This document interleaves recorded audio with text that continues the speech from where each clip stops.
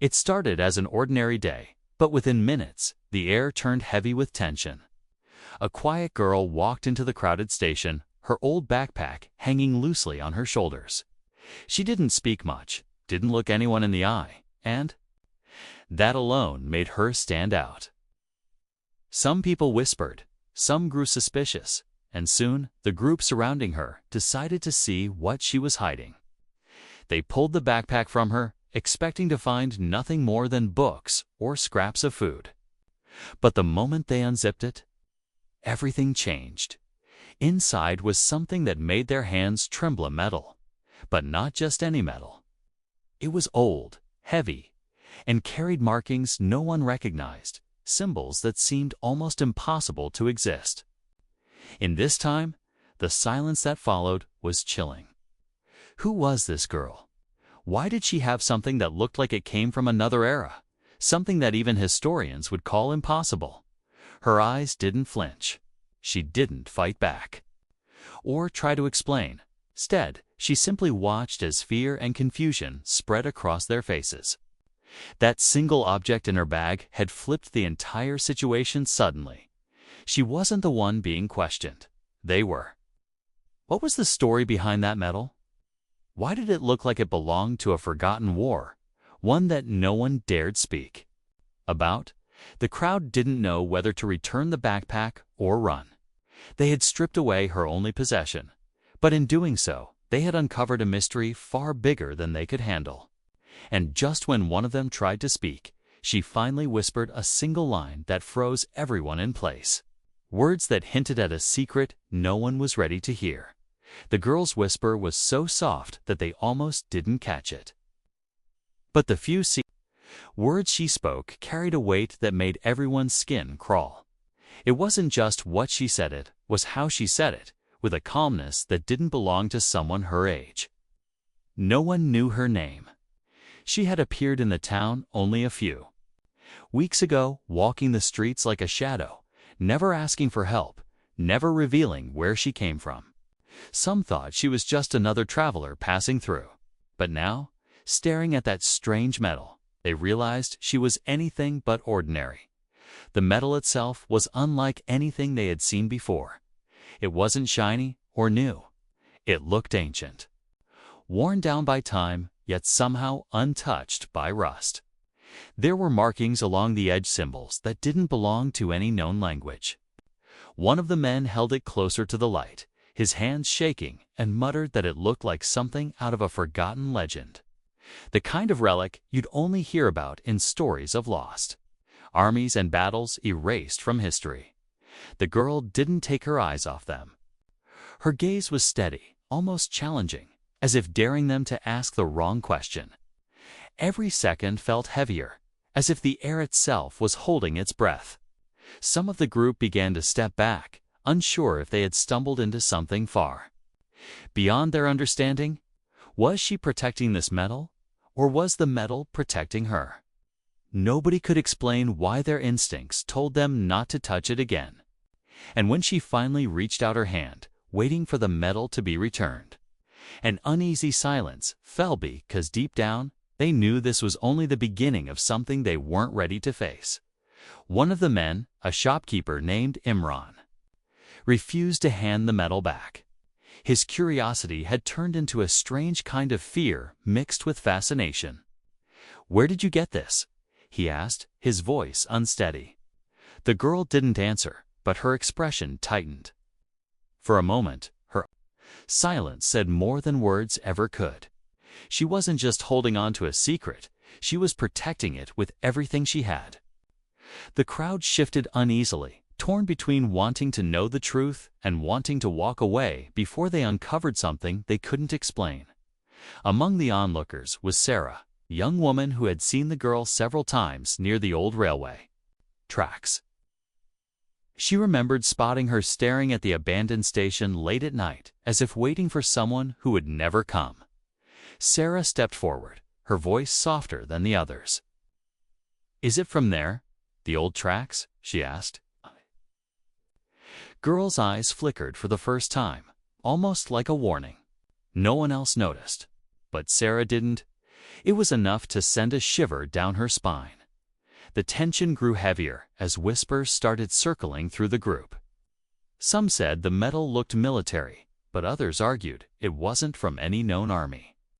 One old man muttered that it looked cursed, something that carried the weight of forgotten bloodlines. A boy in the crowd, no older than 12, claimed he had seen the same symbol on the broken stone near the riverbank. The one locals avoided because strange things were said to happen there after dark. As the arguments grew louder, the girl finally stepped closer, her hands still stretched out for the metal. Her calmness unsettled everyone. It wasn't anger, it was something colder.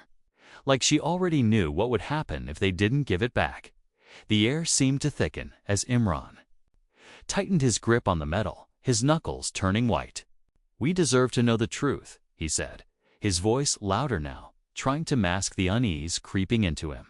But even as he spoke, his hands trembled as though the object itself carried a weight far beyond its size. The girl didn't move.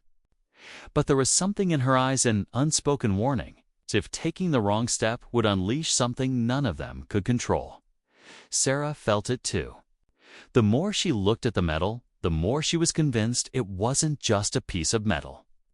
There was a strange pull to it, like it held a story that had been buried for centuries, waiting for the right moment to surface.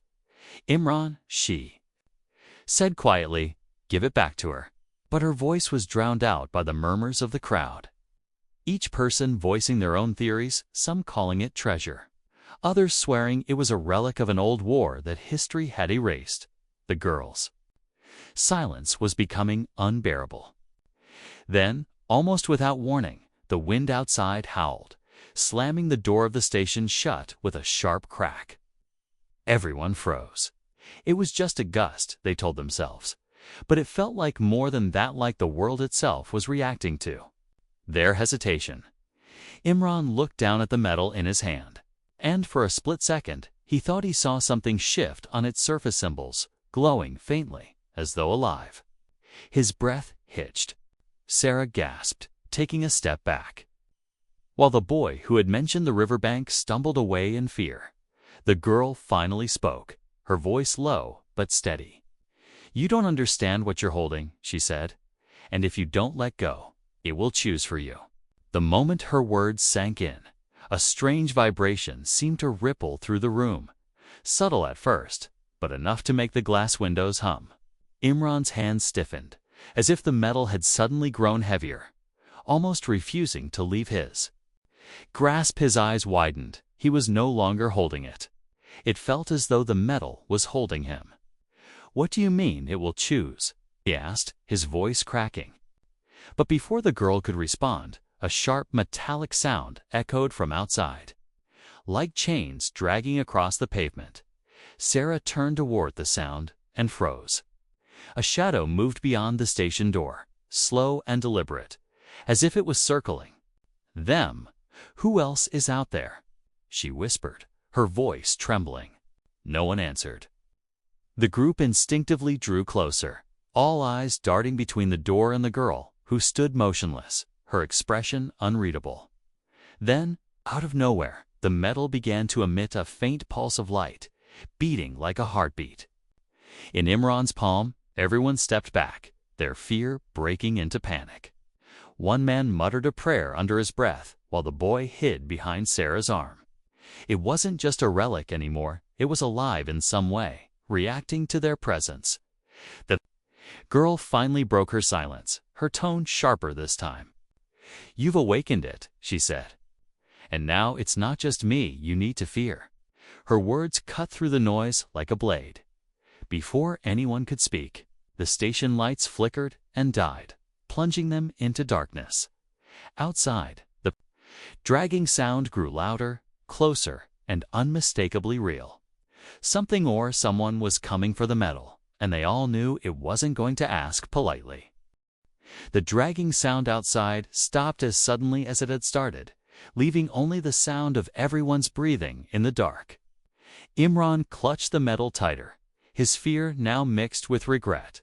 "Take it," he muttered, shoving it toward the girl. But before she could reach for it, a blinding flash lit up the room coming from the metal itself. Everyone shielded their eyes as a wave of energy pulsed through the floor, shaking the walls like an earthquake. When the light faded, the station door creaked open on its own. A figure stood there, cloaked in shadows, but the strange symbol on the metal glowed on its chest like a mirror reflection. The girl's expression hardened. "It's here," she whispered, her calmness breaking for the first time. Without hesitation, she stepped between the crowd and the figure, holding out her hand. The metal slipped from Imran's grip as if drawn by an invisible force and landed in her palm. The figure stopped moving. For a tense moment, it felt as if time itself had paused. The girl held the metal high, and the glow intensified, casting sharp light over everyone's faces. "You were never meant to see this," she said, her voice steady again. "But now, you're part of it." With those words, the figure dissolved into thin air, leaving behind a silence that felt heavier than the chaos before. The group stared at her, speechless. Sarah stepped forward, wanting to ask who she really was, but the girl simply put on her backpack and turned away. Just as she reached the door, she looked back and said, "It will return when it's ready." Then, as if she had never been there, she vanished into the fading night, leaving the metal's faint glow burned into their memories and a question none of them could answer. What had they just witnessed? The station remained silent long after. The girl disappeared, the air still thick with the weight of what had just happened. Imran slowly sank onto a bench, his hands trembling as he stared at the spot where the metal had once glowed. "I felt something," he whispered, "like it was alive, like it was watching me." No one argued, because deep down they had all felt the same. The fear that had gripped them was unlike anything they could explain, but mixed with it was an odd sense of awe, as if they had witnessed a fragment of history slip through time. Sarah, still shaken, stepped outside, hoping to catch a glimpse of the girl, but the night was empty. Only the sound of the wind filled the streets. She remembered the girl's eyes calm, yet burdened with secret sand, wondered if that strange metal had defined her entire existence. Perhaps it wasn't just an object of power, but a key to something larger. Something the world wasn't ready to uncover. By the next morning, the story had spread across the town. Some dismissed it as superstition or imagination, while others whispered about the girl and the mysterious figure that vanished into thin air. The old railway station, once ignored and forgotten, became a place of quiet fear and curiosity. Sarah often found herself returning there, staring at the tracks and wondering if the girl would ever come back. She never did, but every now and then, when the sun dipped low, Sarah swore she could feel a faint hum in the air, like the echo of that glowing metal. And in that moment, she realized that some mysteries are not meant to be solved. They're meant to remind us that the world holds more secrets than we dare to imagine.